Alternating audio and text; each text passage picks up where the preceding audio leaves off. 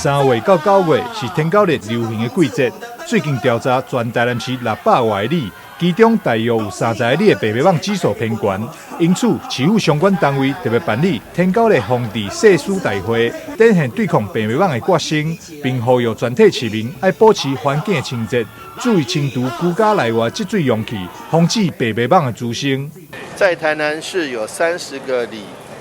这个并没有这个幼卵桶卵粒超过250，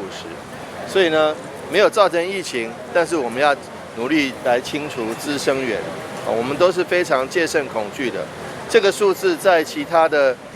地方来讲，在其他县市来讲，也许没什么，但是我们都是要绷紧神经。所以今天特别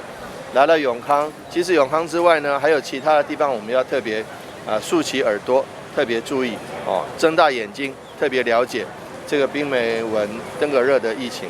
那因为现在才3月那接下来进入雨季，那接下来进入夏天，天气热，常下雨，闷热潮湿，所以这是登革热病媒蚊容易滋生的地方。所以说这个气候条件我们要特别的小心。